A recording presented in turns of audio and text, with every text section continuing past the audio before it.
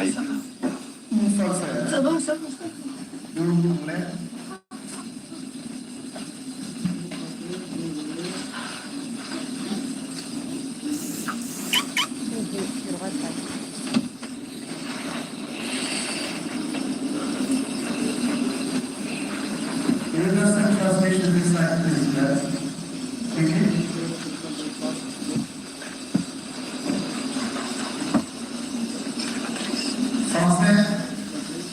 اللغة الفرنسية في أي قناة؟ القناة الثانية. القناة الثانية. اللغة العربية في القناة نعم الثالثة، ثم البرتغالية في القناة الرابعة.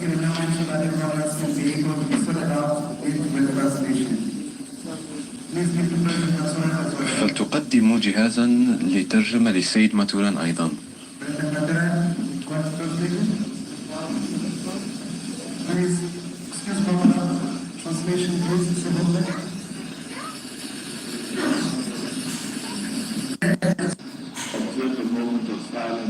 منكم أن نتوقف دقيقة صمت بالنسبة واحتراما لآلاف الضحايا والمفقودين وعائلاتهم في ليبيا، ولكن الكثير أيضا من إخواننا الذين فقدناهم في المغرب وفي كل إفريقيا. فلنقف جميعا في دقيقة صمت ترحما على أرواحهم.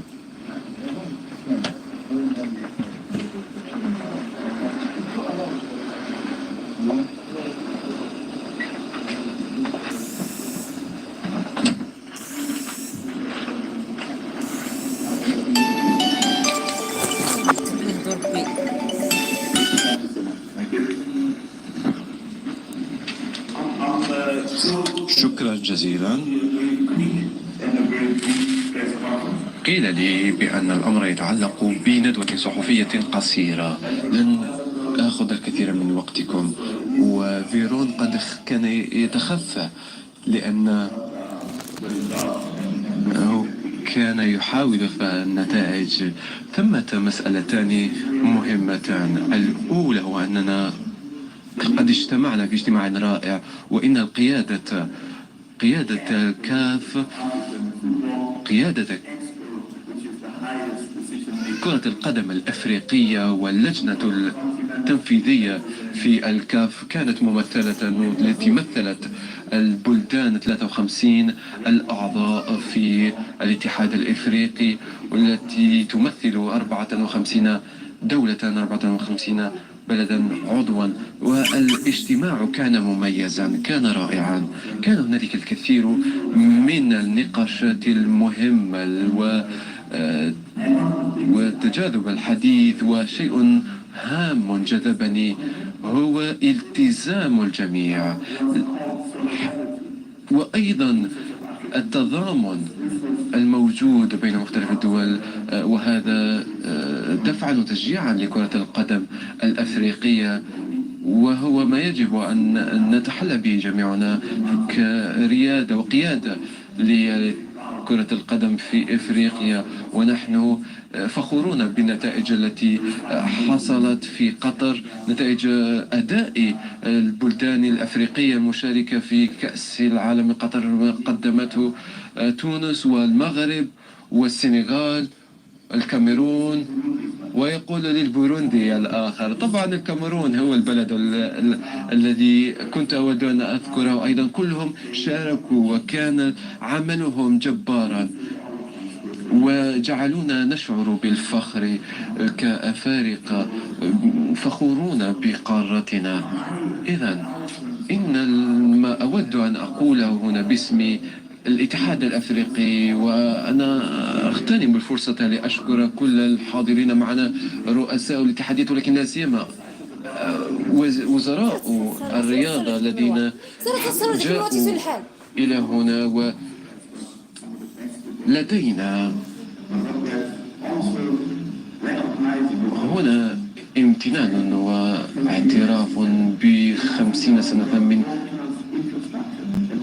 العمل الذي اللي وصلنا به الآن إلى مستوى عال وتوفير أفضل المنشآت الموجودة، والقرارات التي اتخذت اعتمدت على التعرف على المكان الذي ستكون فيه أو ستستضاف فيه كأس أفريقيا 2025 و2027 من ناحية المنشآت، من ناحية الملاعب وغيرها، وأيضا بناء على مبدأ التدويل أو الانتقال من منطقة إلى أخرى، من منطقة فرعية في إفريقيا إلى أخرى، لأن هذا يسهل وينخرط ضمن مخطط التنمية في إفريقيا وتنمية كرة القدم وتوفير المنشآت اللازمة للشباب، وأن نتأكد أيضا من أن كل منطقة في إفريقيا تحصل على الحظ الكامل لاستضافة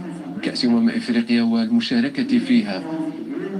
ولقد وضعنا معايير عالية جدا فيما يتعلق بالتطلعات المختلفة للمنشآت ولكل المعايير التي وضعناها والتي نحن فخورة بالنتائج التي وصلنا إليها. سأبدأ بسرعة من خلال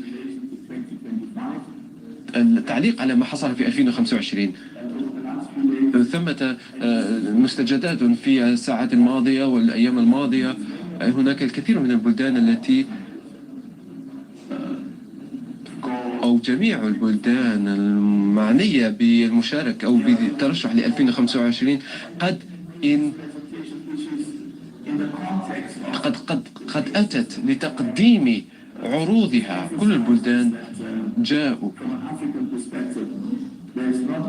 لا يوجد فقط التزام بتطوير كرة القدم في إفريقيا، ولكن هناك أيضا التزام بالاعتراف بالفائدة العظمى، الفائدة الأولى، وهنالك إذن اعتراف بأن احتضان كأس العالم يعتبر معيارا هاما جدا. وهنالك من قدم